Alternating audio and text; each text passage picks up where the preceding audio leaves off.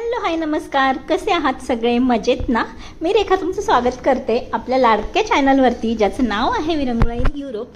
तर आज तुम्हाला समजलंच असेल कसली तयारी सुरू आहे ते. हो, मसाले बनवायचे ते. नॉर्वेला असताना ही कामं कधीच केली नव्हती आणि खूप सारी कामं करावीच लागत नव्हती. पण भारतात आल्यानंतर आपला मस्त मसाला महाराष्ट्रीयन स्टाईलचा झाला नाही तर वर्षभर भाजीला काय टाकायचं, तो मोठा प्रश्न असतो नाही का? तर चला, मी ना ही बेडगी मिरची आणलेली आहे, जेणेकरून कारण की ज्या मिरच्या आहेत माझ्या त्या आहेत गावच्या, कारण की गावी ताईच्या घरी मिरच्या आहेत तर त्या ताईने दिलेल्या आहेत. आणि पाऊस मसाला करायला घेतलेला आहे आणि लोणचं सुद्धा बनवायचं आहे, कारण की माझ्या नणंदबाई आहेत, त्यांनी मला केव्हाच सांगितलंय महिन्याभरापासून की कैऱ्या घेऊन ये, मी तुला छान लोणचं घालून देते म्हणून.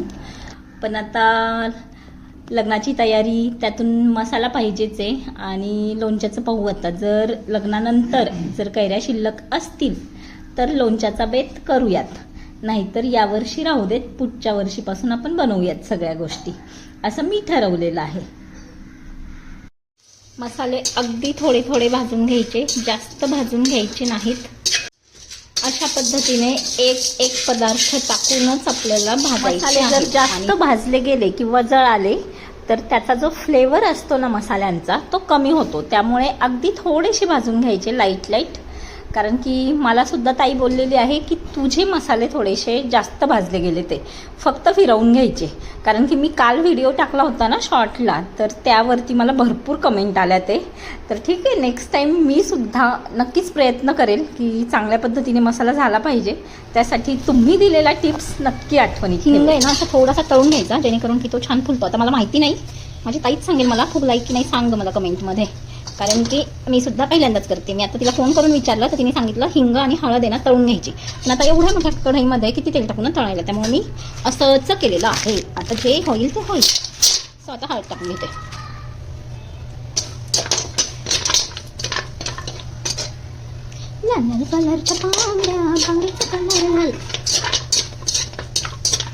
मस्त गाणी लावलेली आहेत मी, पण मध्ये मध्ये मोबाईल मला हवा आहे ना, नाहीतर मग अशी कामं करताना ना थोडं गाण्यांचा आवाज असेल तर बरं वाटतं, हो की नाही?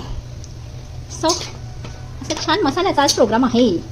मी मला वाटतं नॉर्वेला जायच्या अगोदर एकदा मसाला बनवला होता स्वतः, आणि आज दुसऱ्यांदा. असं मी फक्त दुसऱ्यांदा मसाला बनवते, पण इथून पुढे ठरवलेलं आहे की वर्षातून एकदा आपण आपला मसाला बनवायचा. या अगोदर मला ताई मसाला द्यायची.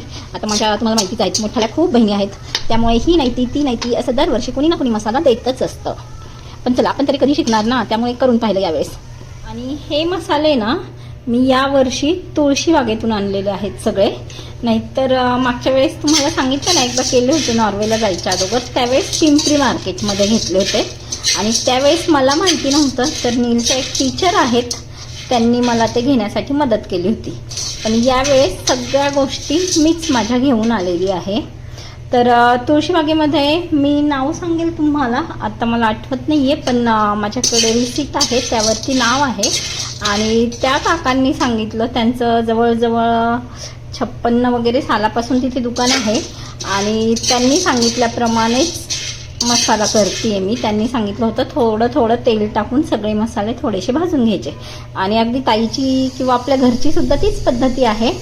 पण त्यांनी मला खोबरं, तीळ या गोष्टी सुद्धा टाकायला सांगितल्या होत्या.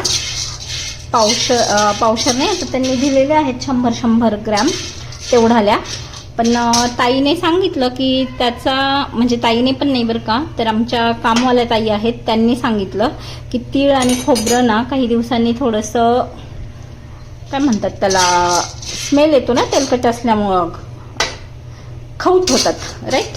तर खौट होऊ शकतात, त्यामुळे तुम्ही तीळ आणि खोबरं काही टाकू नका. सो मी त्यांचं ऐकलेलं आहे, कारण की आपला मसाला केला तर कसं 1.5 वर्ष तरी जातोच, तर मग स्मेल यायला नको, म्हणून मी तीळ आणि खोबरं स्किप केलेलं आहे. पण त्यांनी सांगितल्याप्रमाणे बाकीच्या वस्तू सगळ्या घेतलेल्या आहेत. आता टाकलेले आहेत शेपा आणि मेथी बी. तर या मसाल्यांमध्ये ना अगदी ओवा, दालचिनी, वेलची, त्याचबरोबर शेपा, मेथी, ओवा अशा सगळ्या गोष्टी त्यांनी दिलेल्या आहेत. तर आपण काय काय टाकता किंवा गावी काय काय टाकतात तुमच्याकडे, मला कमेंट करून नक्की सांगा. म्हणजे पुढच्या वेळेस मला सुद्धा काही गोष्टींचा अंदाज येईल आणि शिकता सुद्धा येतील.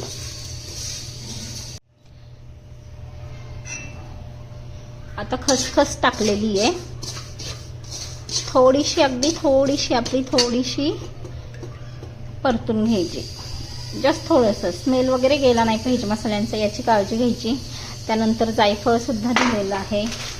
आपलं आलं, सुंठ म्हणतात त्याला, वाळलेल्या आलेला, तर ती सुद्धा टाकायची आहे. सो खूप वेळ लागतो मला, जवळजवळ अर्धा तास 1 तास लागला असेल. 1 तास लागला मिरच्या वगैरे सगळं पकडून. पण मी कसं आहे ना, थोडंसं वर्क फ्रॉम होम पण करत असते, त्यामुळे मी एक कॉल घेतला होता, तर तो कंप्लीट केला आणि त्यानंतर त्याच्या अगोदर मिरच्या भाजून घेतल्या आणि आत्ता पुन्हा हे मसाले भाजायला घेतलेले आहेत. चला, दालचिनी आणि जायफळ थोडंसं भाजून घेतीये. तोपर्यंत मला ना आपली रिसीट सापडलेली आहे सामानाची. मेसर्स सोमचंद वीरचंद शहा, आणि यावर त्यांचा मोबाईल नंबर सुद्धा आहे. गणपतीचं मंदिर आहे ना आपलं, दगडूशेठ हलवाई श्रीमंत, तर त्याच्याच पाठीमागे तिथे आहे. म्हणजे तुम्हाला ॲक्च्युली ॲड्रेस सांगू का, काका हलवाईचं जे दुकान आहे ना, त्याच्याच पाठीमागे ते गजऱ्यावाले वगैरे बसतात पहा, तर तिथे ही दुकानं आहेत मसाल्याची. आणि खूप सारी दुकानं आहेत, एकच नाही, तर तिथे खूप सारी दुकानं आहेत आणि होलसेल रेटमध्ये मसाला मिळतो. आणि आत्ता त्यांनी सांगितलं की मेट्रोमुळे त्यांचं अगोदरचं दुकान थोडंसं मेट्रोच्या साईडला होतं, तर आता ते शिफ्ट करून एखाद्या पुढच्या 1-2 वर्षांमध्ये तिकडे जातील. तर त्यावेळेस त्यांना या फोन नंबरवरती फोन करून आपण कुठे आहेत होलसेल दुकानं ते सुद्धा कळेल. तर ही आहे मसाल्यांची लिस्ट सगळी. आणि सकाळी दोघांचे टिफिन झालेले आहेत आणि त्यानंतर लगेचच मी या कामासाठी लागलेली आहे. त्यामुळे किचन थोडंसं मेसी असू शकतं, तर त्याकडे दुर्लक्ष करा. आणि हे कसं आहे ना, आता मिरच्यांचंच उडालेली आहेत, मिरच्यांच्या बिया वगैरे, पण ठीक आहे, चालतं. आता आपल्याला माहितीच आहे किचनमध्ये स्वयंपाक करताना किचन किती मेसी होतो ते, पण तरी माझा प्रयत्न असतो जास्त खराब नको करायला. पण काय करणार ना, स्वयंपाक करताना तो होतोच. हे ना आलं सुद्धा दिलेलं आहे, तर आता आपण पाहूयात त्याचं कसं भाजायचं. हे मला ताईला विचारायचं राहिलं, ते पण तळून घ्यायचं असतं का कसं माहिती नाही मला, पण ठीक आहे, आता मी तसंच भाजून घेते.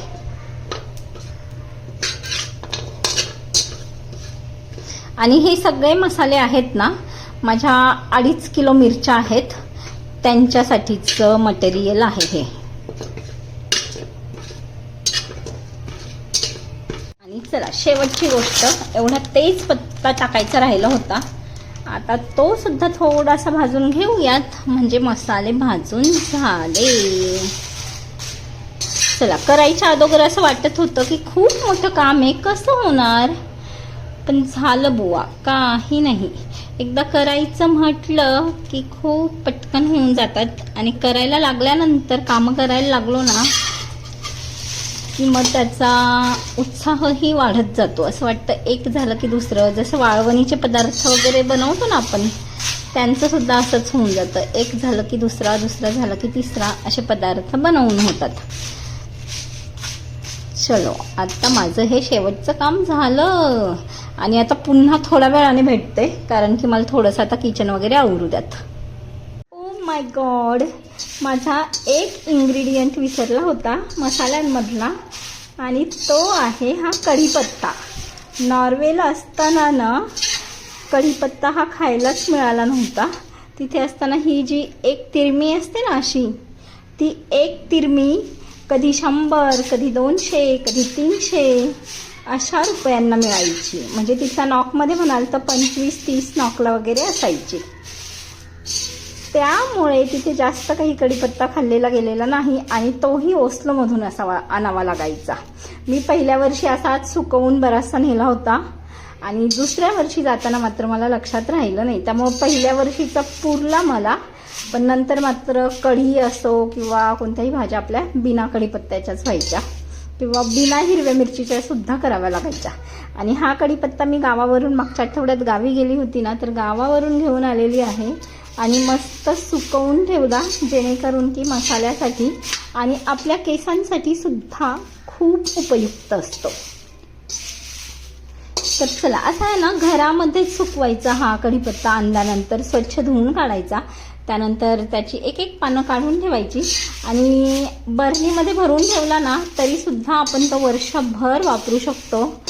त्याचबरोबर मी आल्या आल्या 2-3 वेळा माझी कढीपत्त्याची चटणी सुद्धा बनवून झालेली आहे.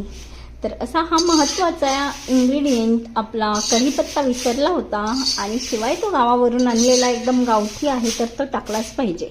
तर तो सुद्धा भाजून झालेला आहे. दुपारी मसाला भाजायला घेतला आणि लाईट गेली, रंगाची अगदी लाही लाही झालेली आहे. पण तरी सुद्धा भातात आल्यानंतर हे असे मस्त मसाले झालेच पाहिजेत रेडी. तर हे पहा, ही आपली शंखेश्वरी आहे आणि हे पहा मस्त सगळे मसाले भाजून रेडी झालेले आहेत.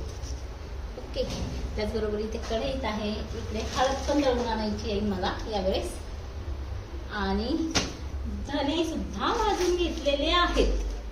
तर चला, आता मी ना बॅगमध्ये भरून घेते आणि उद्या सकाळी माझा प्लॅन आहे की डंकावरतीच दळून आणायचं, कारण की गिरणीवरती छान होत नाही किंवा जाळी वगैरे लागते असं म्हणतात.